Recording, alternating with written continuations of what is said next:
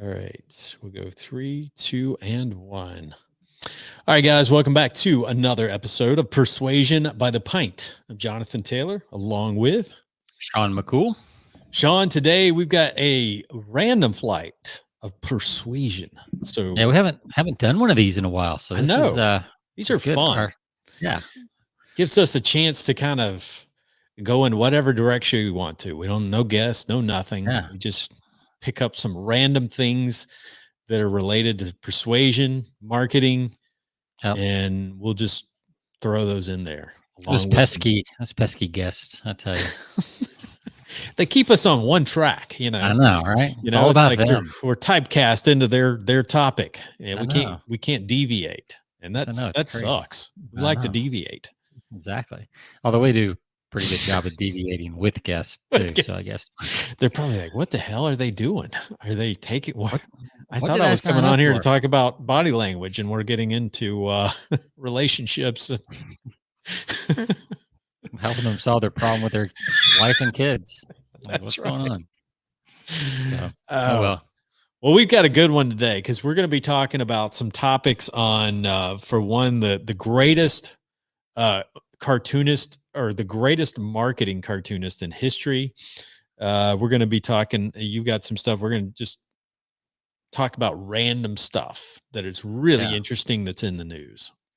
And two of these, at least, your two, are both billion-dollar lessons. Yes, big time lessons. Yeah, so that's the commonality there. Mine is not anything to do with money, really. I guess it could be, but it's kind of a interesting topic, and new book, and we'll talk about that too. But we're also we're going to switch it up on the old beverages on this episode too. We are absolutely. You know, I had this, and I just shot you over a text today because I was like, I think it's a whiskey day for our second episode. I think it's like, and to me, there's a reasoning behind it because we're actually doing a little celebrating this week. We have a baseball team that we have rooted for, and they actually won something major this week, which it's been quite a few years. Been a few years. Not as long as Georgia's drought, but I'm convinced this is the year that we win a World Series, and a national championship. So we'll see. You're not going to throw the Falcons in there? No, I've given up hope. Nope. They had their one shot about 4 years ago, and they blew it in catastrophic fashion. I mean, 28-3, and you blow that lead, you should never have another chance again. So, and you don't have hockey anymore, right? I mean, hockey left Atlanta a long time ago. Thrashers are long gone. So, well, it was the Flames originally, wasn't it? Atlanta? No, I guess. Yeah. Was it? Okay. Maybe it was the Flames. And then I think there was Thrashers or something. Thrashers, And the Hawks. I mean, you and I don't follow basketball, so. Yeah. So we'll get 2 out of 10 sports teams. I think there's a soccer team down there now too. Who knows? But but we were watching it Tuesday night in Houston. You know, my gut feeling as a long-suffering Braves fan is that we have been here before. I remember the last World Series they won back in '95, barely. And we both have. I actually bring this up because you shared something this week, a little commemorative edition. We both have the last commemorative edition of the Sports Illustrated. When the Braves, so I have like the weekly edition, and you have the commemorative edition of Sports Illustrated, and it's getting kind of worn at this point. It is. Been through about 30 moves with me. That's right. And somehow I've kept it. But so I got to find that, and then I got to find the. I've got a Georgia Coke bottle around here somewhere from 1980. Oh yes, those Coke bottles. Oh yeah. See if those. I don't know if they still do those or not. I assume they do. I don't think maybe so. We just haven't needed to find out in a while. I mean, I've got one of those too, and I'm convinced if Georgia wins it, I may just pop the cap on that and drink that son of a gun. Drink that flat Coke. I might have to pour some whiskey in to kill whatever's in it, right? But exactly. Speaking of whiskeys, let's there you go. dive Good in. transition. Smooth transition. I Yes. love it. So what do you have on your end since this All was right. your idea? Yeah. So I have a straight out of your state there, Sean. Cool. So we're doing two Texas whiskeys. Texas. Ooh, that's This is dark. this is a what is it? A Balcones lineage Texas whiskey. The Balcones Distillery, and I hope I may not even be pronouncing that right. Balcones Distillery, lineage Texas single malt whiskey. So the reason I picked this up, I was going to pick up a bourbon today, and I came across this. This is the Whiskey Advocate Top 20 Award winner. And so I'm like, you know what? I'm going to try this. So just to give you a little background, it's a nod to new and old. It says lineage is marrying of the traditional Scott single malt that have long been an inspiration to us, with innovative approaches to grain and maturation to celebrate Texas provenance, made from both Scottish and Texas grown barley and aged in both refill and new oak barrels. Lineage celebrates both old and new traditions. So which one do you have? The lineage. The lineage, I guess. Lineage. Yeah. Oh, there it is. There it is, right there. Yep. The classics. Look at I that. love the classics. Look at that pour. Who does a pour? Look at that. They're even doing a flight of 3, just like we are today. I know. That is awesome. Man, that's good stuff. It's got a very deep red. It does. Color. That's nice. Should be interesting to see. Nice. Was it nose? Yeah, whatever. Sweet. Okay. I'm even reading the notes, so I don't even have to fake this. Sweet and indulgent. Okay. Sourdough starter and cream soda. Sourdough starter. Sourdough. Put your glasses on. I think I've had too many already. Sourdough starter and cream soda, mulled cider, bruised bananas, which I hate, and peaches. Tea tree. And tea tree. Yeah. Wow. Seems like there should be an and there. Yeah, and tea tree. No, not and. Caramelized sweetness, soft oak, Manuka honey. Now that is weird. I was just talking to somebody earlier today about Manuka honey. Yeah. How weird is that? Chestnuts and a hint of red wine reduction. Yes, like literally. There's a friend of mine is doing some marketing for a company that sells Manuka honey. Mm-hmm. It's like $40 a jar. Crazy wow. Stuff. Yeah, it's like high end honey. High end? What? Yeah, no doubt. $40 a jar. Crazy. Yeah, there's a whole marketing lesson right there, right? Absolutely. All right. So since you're doing Texas whiskey, I am also doing Texas whiskey. I am doing from Andalusia Whiskey Company. I am having the Striker whiskey, and it's kind of in that same category with you. It's a little bit the darker reddish colors. Yeah. We're on the same page today. And actually I was at this is a certified Texas whiskey. So it's like what do they say from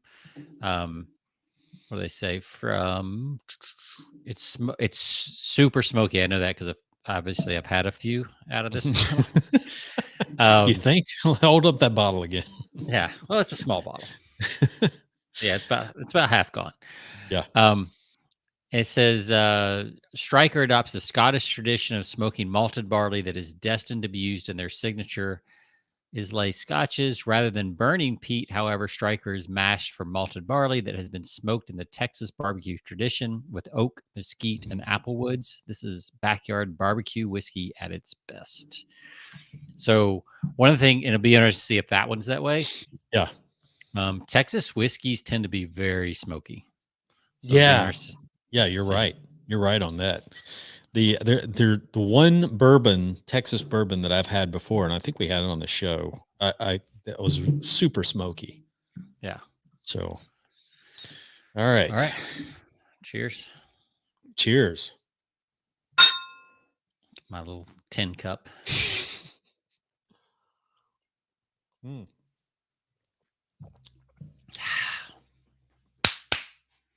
Oh, that is so smooth. Whew, mine is not smooth, but it's good. It is. Mine is like fire? that's what you expect when you're like at a bar and you take a shot and like it's like, oh yeah, we're having whiskey now. So yours is super smooth. Mm-hmm. Is it It's got a smoky or little. is it? No, it's not very smoky. It's got a little Mine, bite at the end. yeah, mine you can smell the smoke, like you can taste the smoke. No, this one not at all. But this is a. I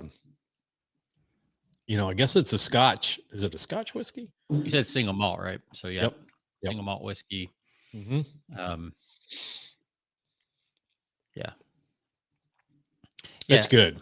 Late palate. I can tell. I can taste the. There's a little bit of like a caramelized taste. Yep. You get the. You get kind of the oaky, a little bit of oaky, the caramelized taste. Yeah, you're right on track. Caramelized sweetness, soft oak, Manuka honey. You taste the honey, that fancy honey. I don't taste any honey, but I'm sure it's in there. Chestnuts and a hint of red wine reduction. Red wine reduction. What does that mean? What's red wine? I don't know. I guess it's got a little. Is it the red color? I don't know. Okay. Have to keep drinking until you taste it.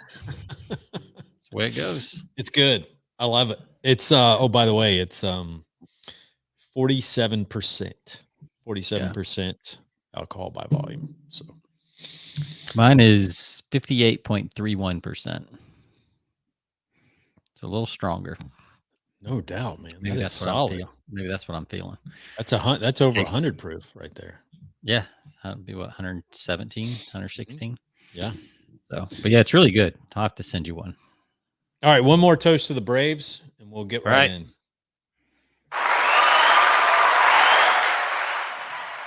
And if I had a tomahawk chop, I know, right? I would do it. All right, good stuff. Yeah, that was a much better win than 1-0 in '95. Yeah. It was 7-0. I mean, John Smoltz was talking about that. He's like, because he was the pitcher for Game 7. Yep. In '95, if they had lost Game 6. Yep. And he said, he said on this one, he was like, yeah, my stomach was in knots for hours because I did not want to pitch Game 7. Oh man, what's crazy is Sunday night I'm watching the game, and it was in Atlanta Sunday night, so they showed they panned to some of the old Smoltzy, some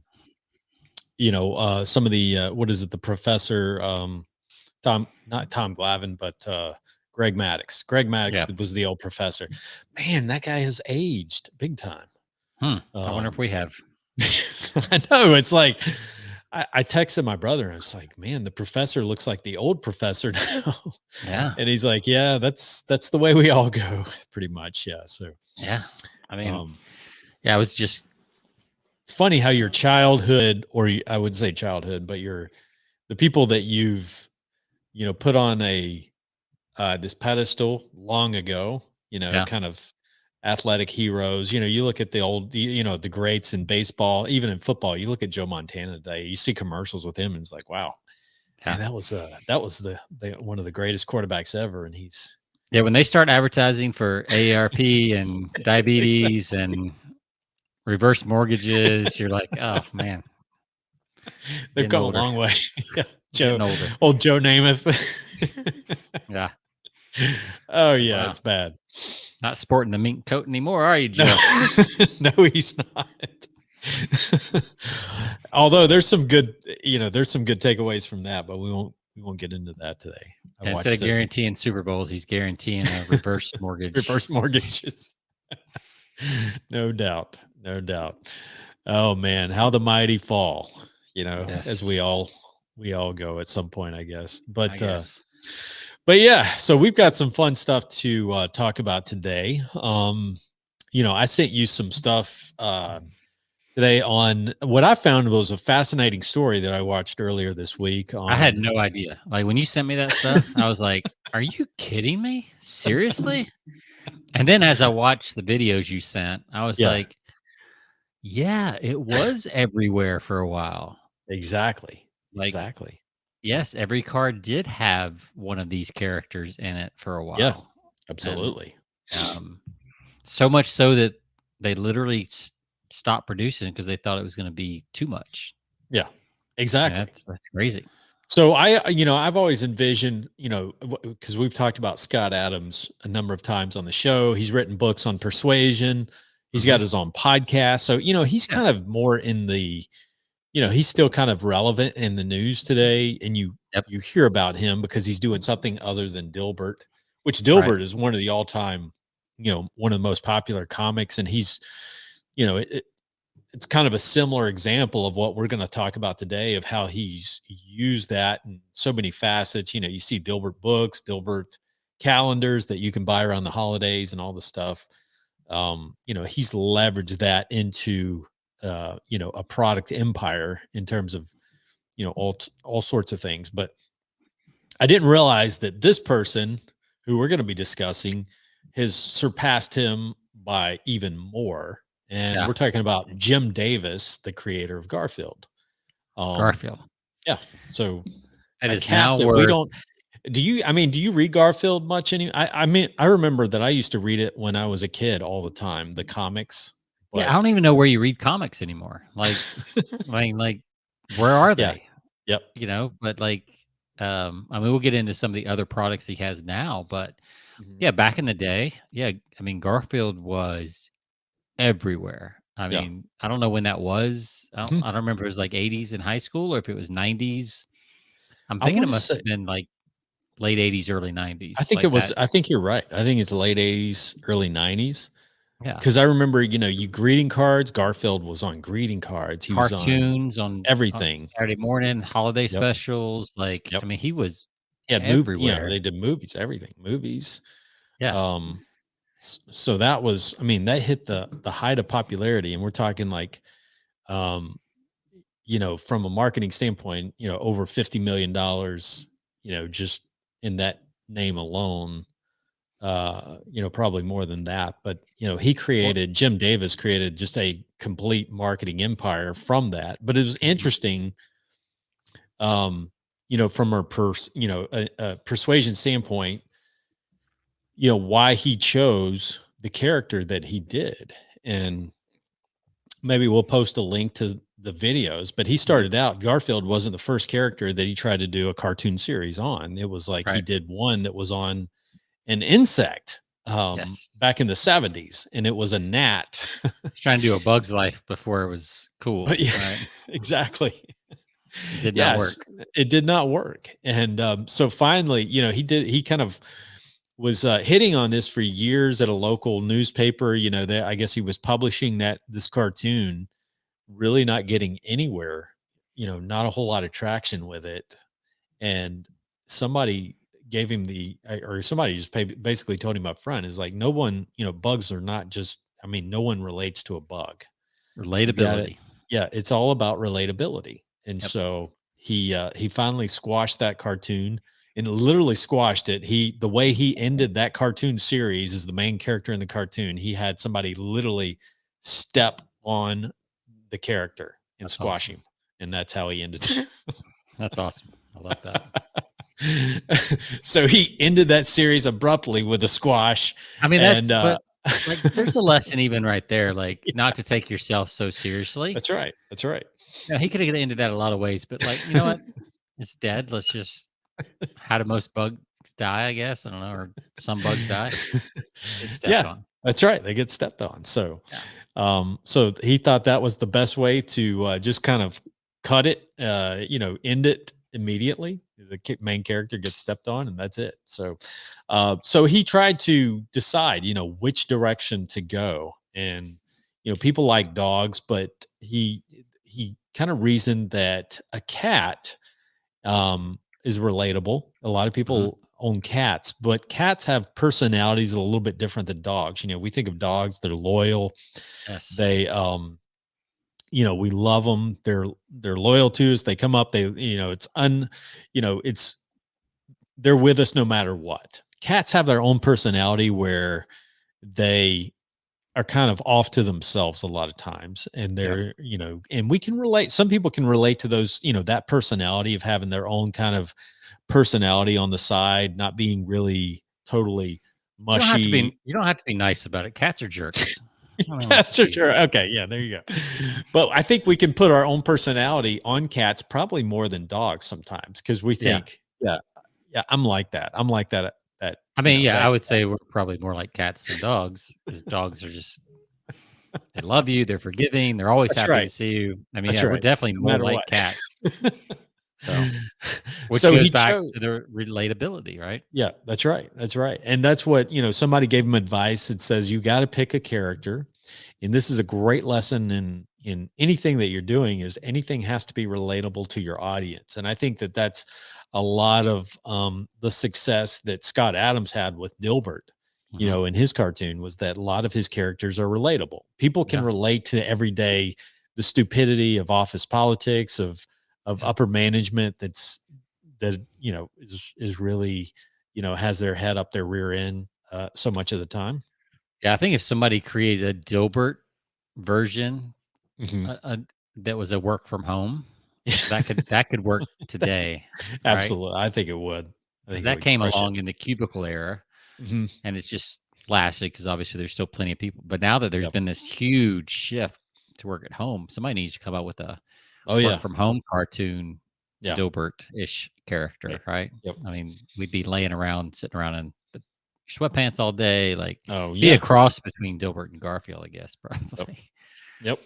I think what was interesting in what you sent me is he looked around and he looked at some of the most popular cartoons, and obviously one of the most popular cartoons of all time is the Peanuts.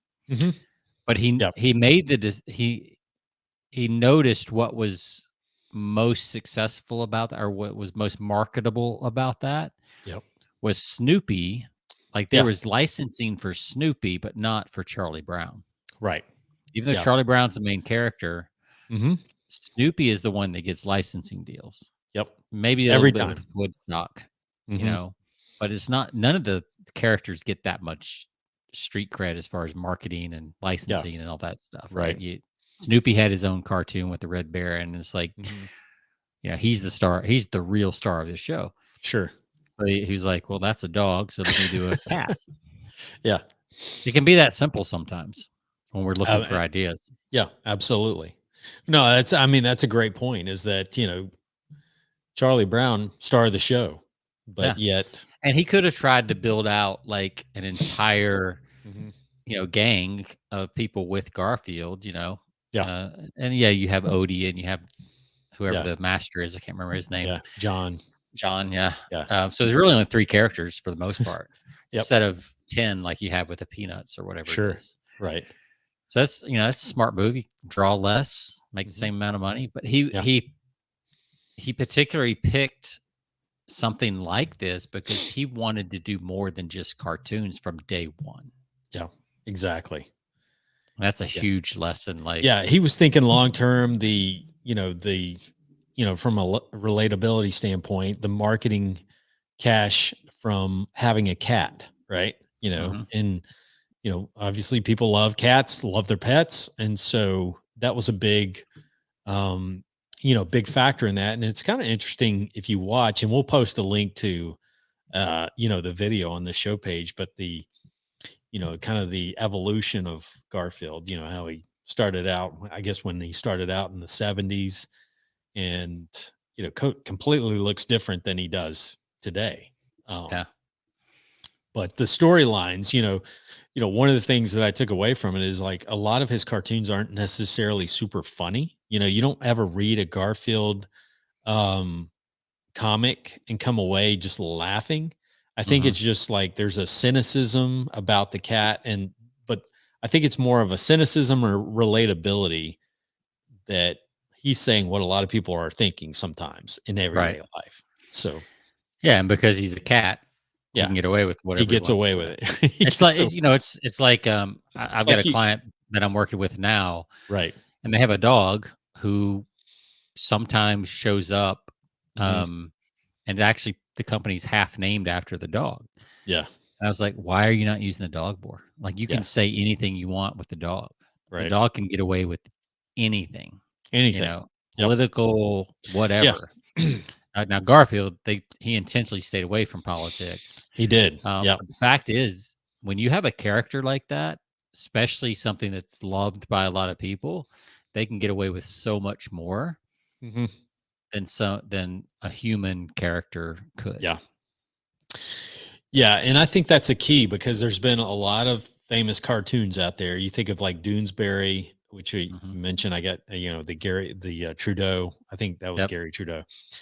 That that guy was famous, but he got typecast. Obviously a lot of his cartoons were more politically oriented, so Mhm. he was only going to hit a certain segment of the market. Whereas cartoonists like Jim Davis, even Scott Adams, they were looking at a more you can't it's hard to market that in a broad spectrum, right? Yeah.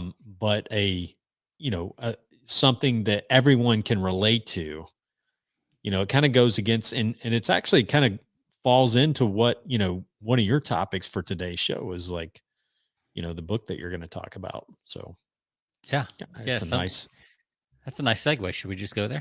we should just go there. Yeah. Yeah. I didn't really expect to go there, but as I was talking, I was like, Man, just wait a perfect. minute now. This is kind of working with your book. So, Tell you, that's good. So yeah, I picked up this book, um, uh Range by yep. David Epstein, Hmm. and it's kind of a popular book right now. Yep. But the subtitle is Why Generalists Triumph in a Specialized World, Hmm.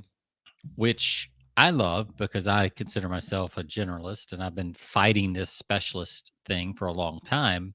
Sure.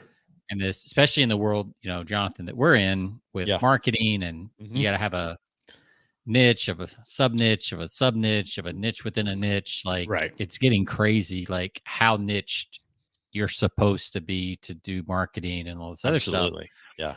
And the go-to argument is always, well, would you rather have a general practitioner or a heart surgeon if you had a heart attack? Well, obviously you'd rather have a heart surgeon, but that's a pretty narrow Right. example, like a Right. lot of those types of examples are.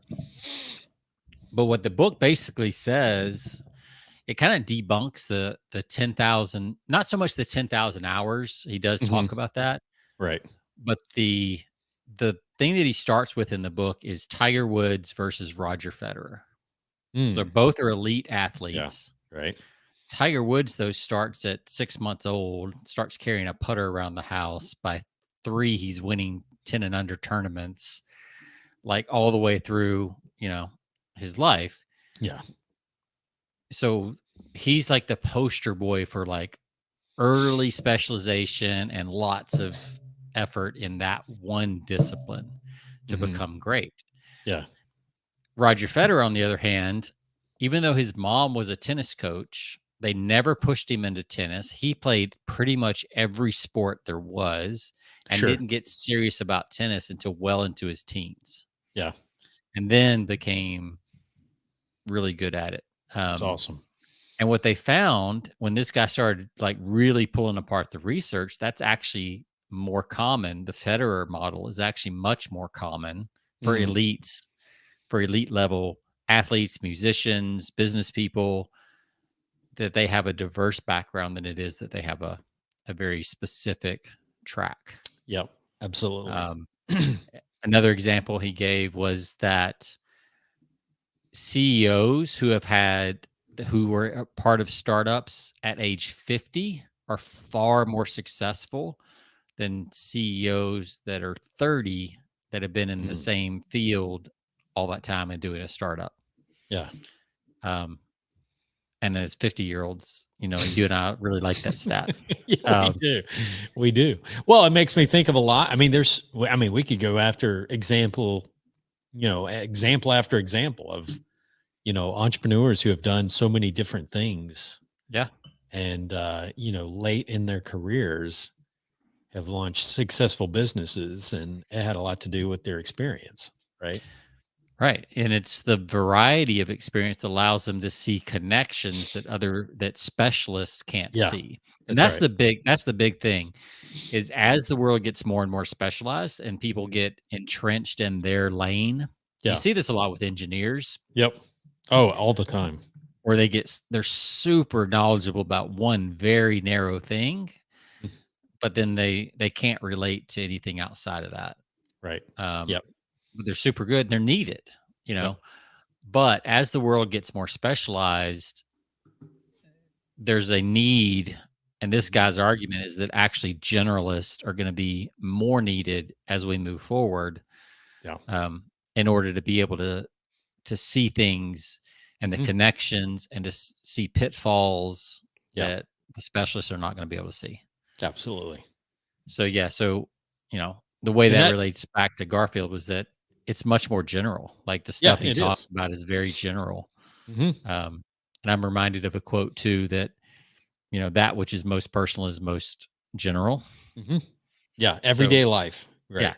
everyday life seems very specific, but at the same Mhm. time, it's very universal and very relatable. Yep. Like everybody Yeah. knows how it feels to eat too much lasagna. Yeah, exactly. Yeah, it's common themes that relate to everyday life. Jim Davis never got into politics. He never got into anything that was controversial, which, we're told sometimes in, today to get controversy, you want to get publicity.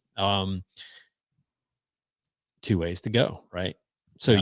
you can build an audience that way, but you can also build a successful audience that people can relate to. And I think that that's and I really think that it really is dependent. You have to sit down and kind of look at what your goals are, what your industry is, because one thing that pigeonholes you or niches you into a certain segment can be detrimental in one industry, but it could be, really good in another.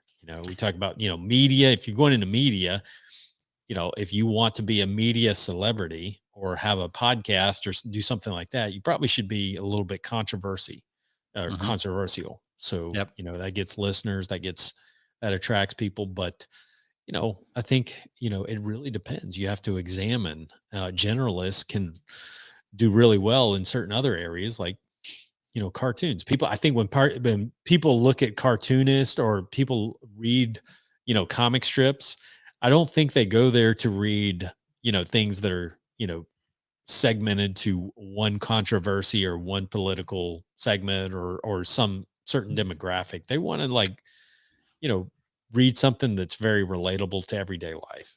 Yeah, absolutely. They want to know they're not alone, Yep.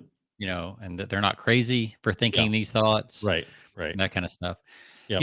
If you look back over the last 100 years at the most popular books, movies, things like that, Hmm. a lot of them tend to be very general type things.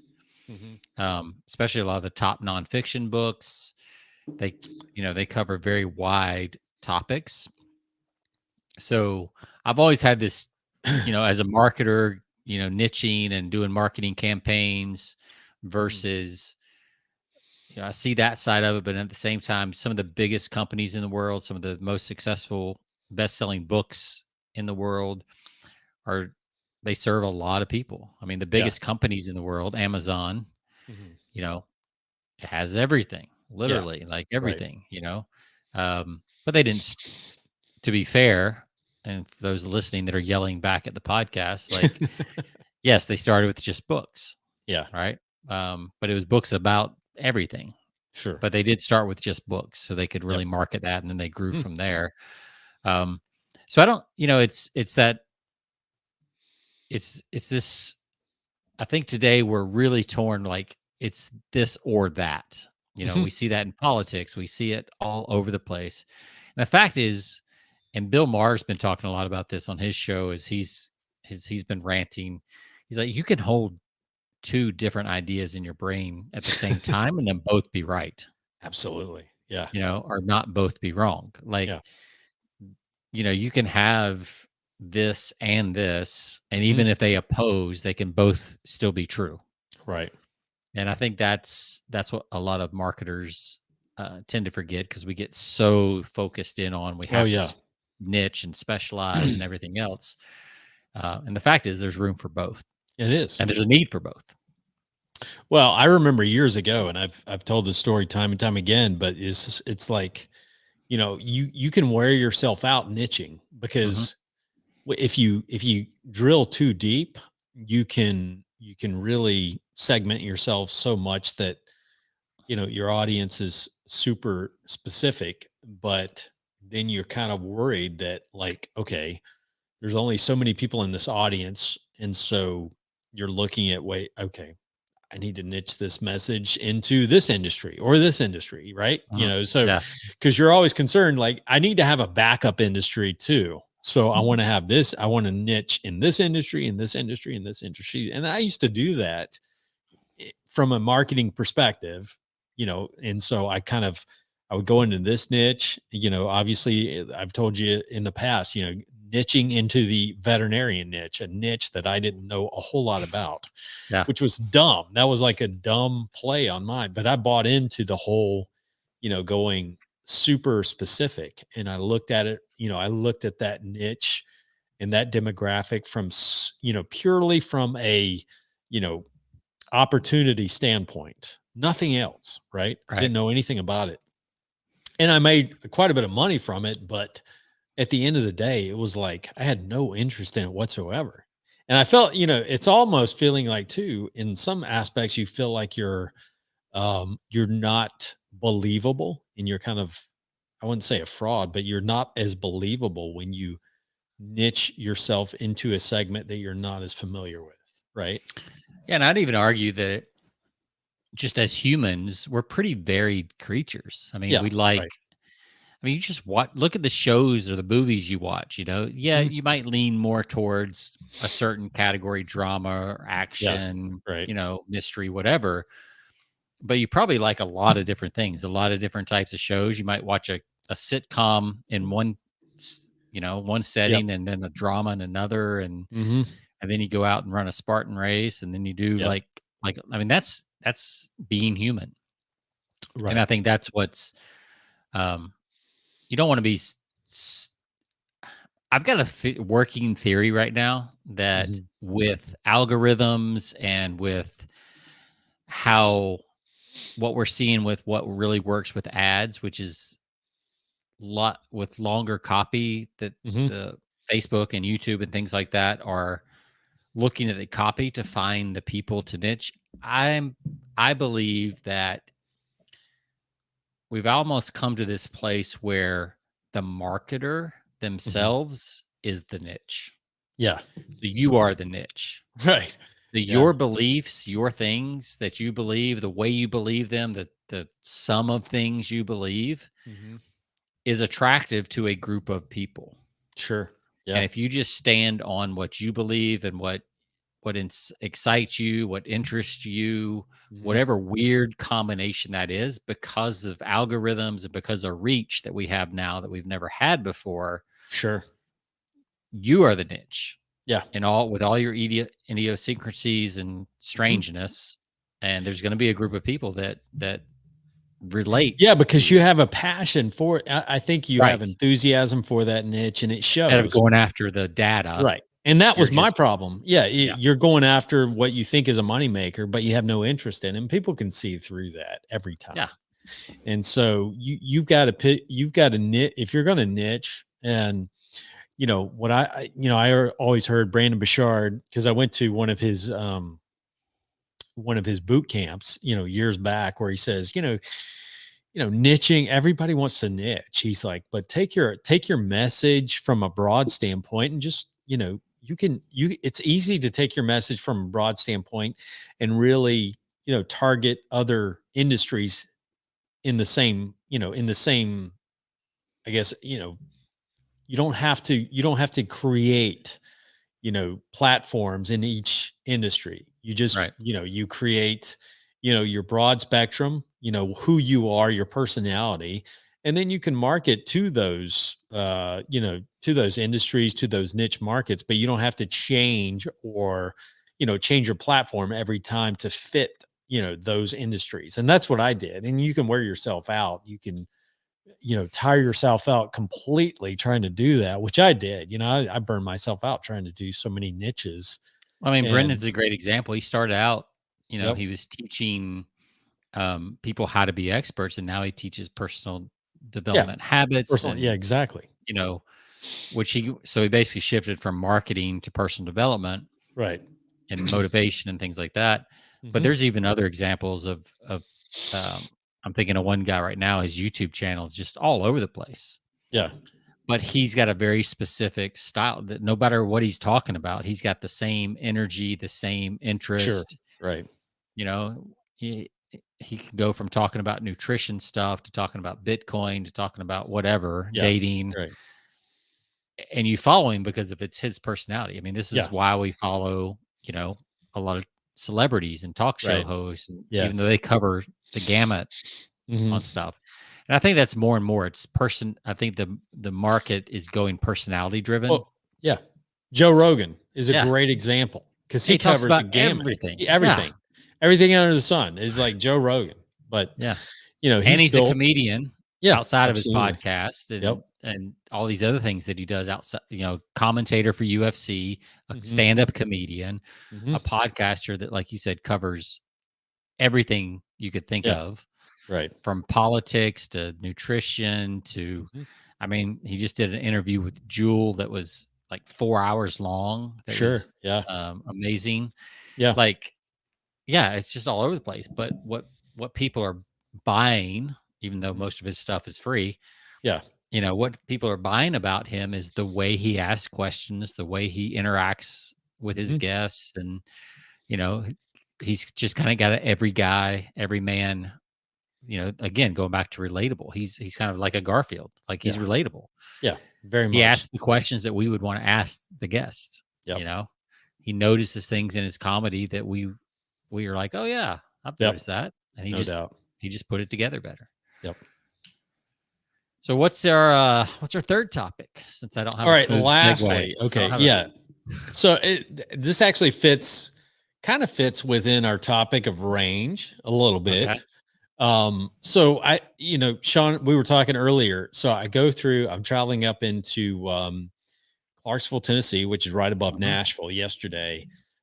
I'm driving down, I'm looking for a coffee shop, and here all of a sudden I see off to my right, there is a Black Rifle Coffee Company, which I've seen ads on Facebook forever, Mhm. for a long time. And I'm like, dude, there's a location. I didn't know they had a location. So I pulled Yeah. in, go through the drive through. I didn't go in, but I went through the drive through. I ordered my coffee.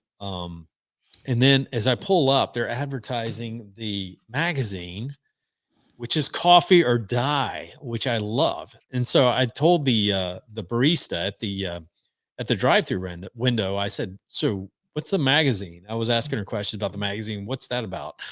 And she's like, "Oh yeah," she was telling me about the magazine. It's $12. So I'm like, "Yeah, go ahead and put that on my order." Because I'm really interested. Because it was like it's in one of the, it's in the sealed. Um, there you go, right there, the Black Rifle. What is that website? BlackRifleCoffee.com. BlackRifleCoffee.com. So for those, let's just lay this out a little bit for those that are not familiar with Black Rifle Coffee. Mhm. They Veteran should owned. they should not be in business Yeah, with today's cancel culture. they should not. Yeah, exactly. So the story behind this company is it's a veteran owned, Mhm. it's a veteran owned company. The guy that or the people that run the company are all veterans. They've got really great stories. Um, They and I've love learned more guns. about it. I didn't know a whole lot about it until I started actually reading the magazine. So, like I said, I pulled into the drive-through, ordered my coffee. I get up to the window, and they've got good marketing from their standpoint. They've Oh, got the yeah.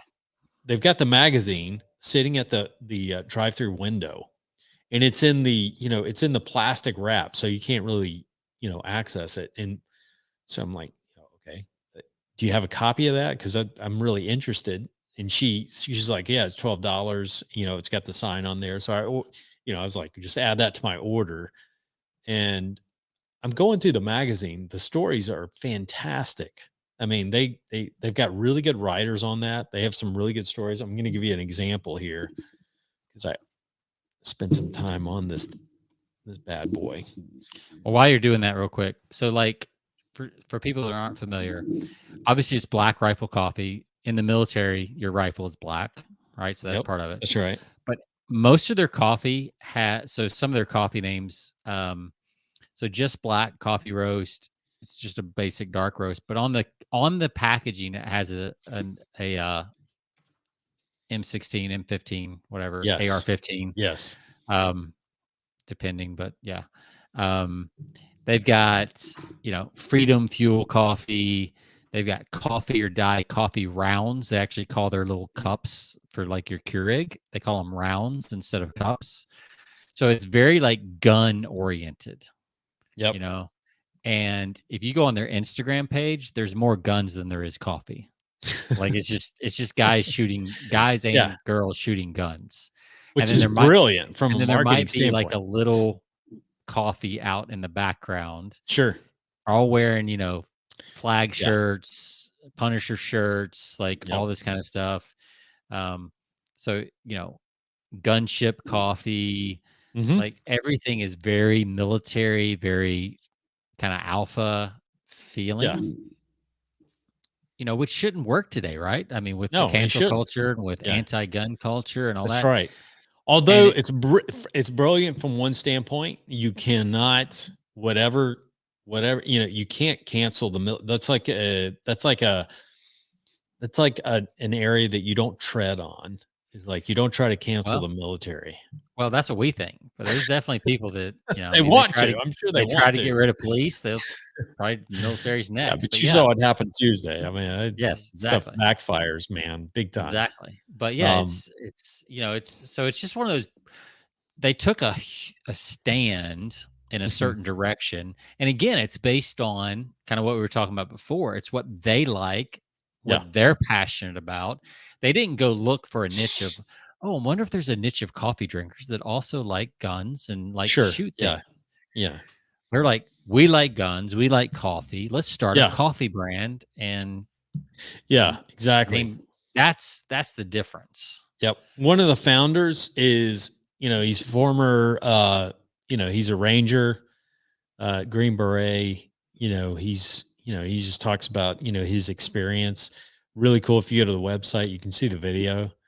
But yeah, I mean, these guys are completely 100% authentic. But what I found was like this magazine, it's a quarterly magazine.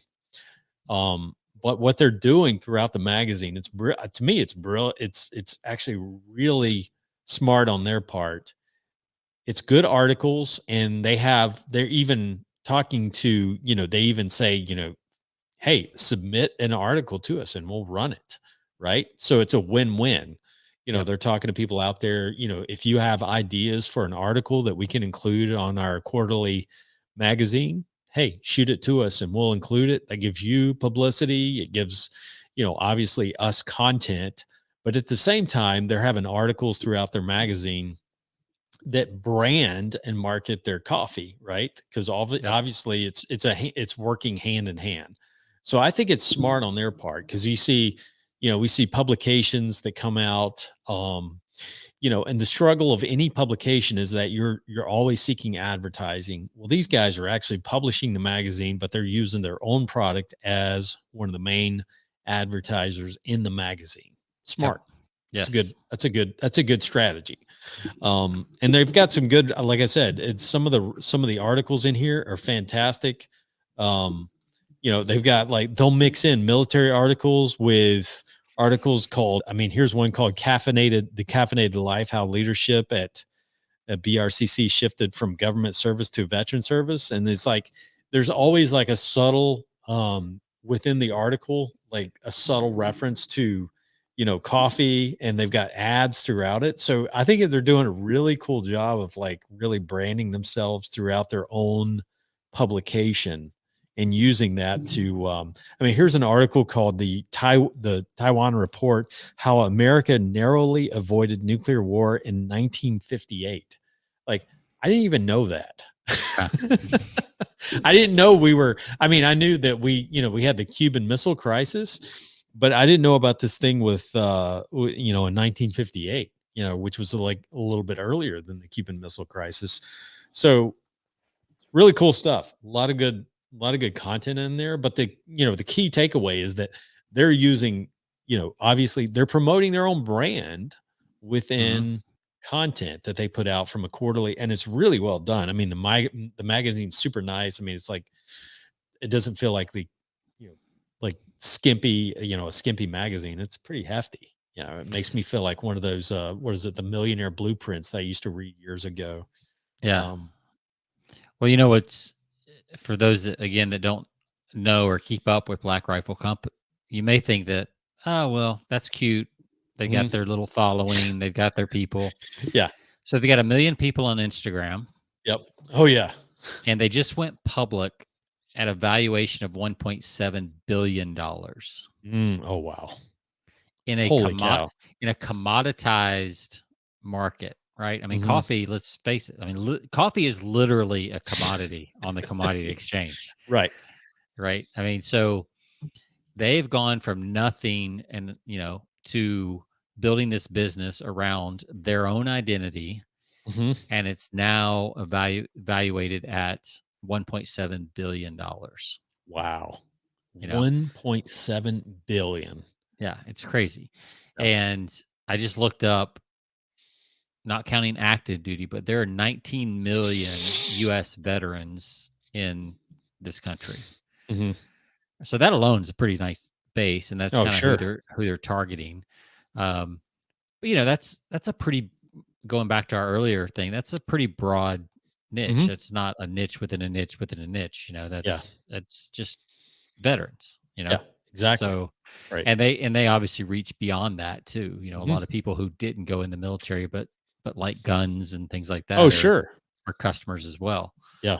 So, yeah, I mean, the more I'd be interested to know, like, this location is in Clarksville. Everybody knows there's a, you got Fort Campbell is the army base in up in that area. But, I wonder some of their other locations, if they're strategically placed near, outposts, military bases, military bases, like the one in Texas is, yeah. So there's one in Groon, Texas, which is north of San Antonio. So there's a base in San Antonio. Yep.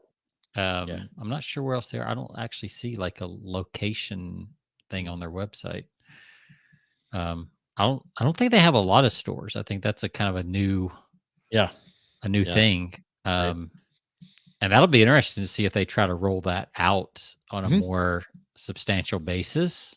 Because that's, I mean, I don't know, I could see a lot of like backlash from communities with somebody with a Black Rifle Coffee company coming into their town. Yeah. Depending on the town, yeah, it really depends on the town. So yeah, which would probably make these guys all the more want to do it, So well, I'm gonna tell you, they had a line of people yesterday. I mean, they had customers like. Well, I was going to go to the one here, and we were in that town, and it just happened that they had like some flood damage from a rainstorm or something happened, so they were closed. I wasn't able to go in, but we may go back now that it's kind of cooling off, and it's kind of cool little town that they're in. Take another trip out there and take a look. But yeah, I don't see anywhere on their site that has locations, but yeah, I'm sure it's somewhere, but I can't find it. But yeah, cool story, cool brands. Very much. Yeah, so I think you want to be relatable.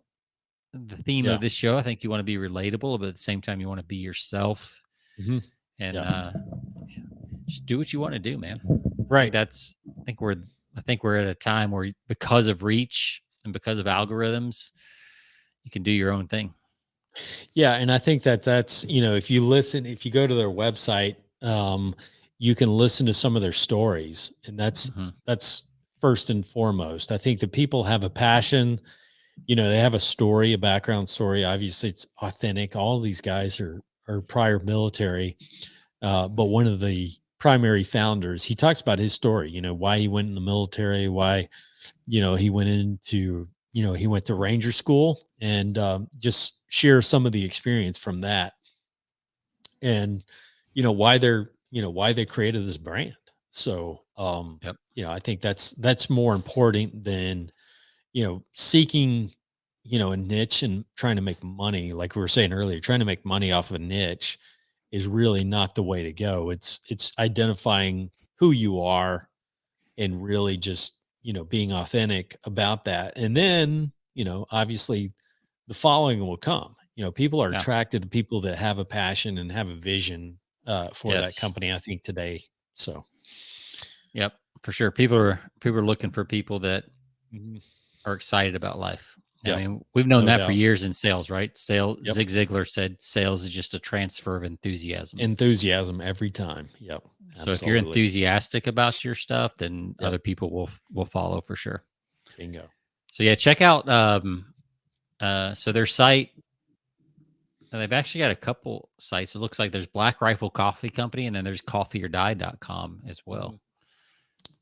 So that's interesting. Which is again the publication. I think Right. if you want to sign up for it, Yeah. I don't know what the That's subscription probably is, why but yeah, I must have clicked through to something. That's why I couldn't find the sites. here's But an yeah, they article. I'll read the you would appreciate some of these articles, Sean, from a copywriting standpoint. Um, you can uh, you can shit in your pants twice a year before you lose cool points. That's one article. Baptism by fire. When your first arrest as a rookie cop in the hood is a crackhead prostitute with superhuman strength. I There's a mean story. that's like National Enquirer stuff right there. Yeah. So stories sell. But Yeah, yeah, how can you not read that? I mean, that's like yeah. intrigue. And I love that it's print, Mhm. Like Yeah. man, I just so want more print publications to come I do back. too. I do too. These are I mean, And this is there's like high. actually a trend. I know my daughter who is 21, like she would rather have a print book than an Mhm. ebook. Yeah, And I think that no doubt. trend, and I mean, it's just like vinyl is outselling. Mhm. In a lot of cases, vinyl is outselling everything else. Yeah, no doubt. So people, Yeah, I think there's a move back to the, we talked about earlier, the Braves move back yeah, to tradition, yeah. you know. Well, because in this world where you don't own anything, where it's becoming a rental world, like it's nice to have stuff that you Yeah, actually own. that's right.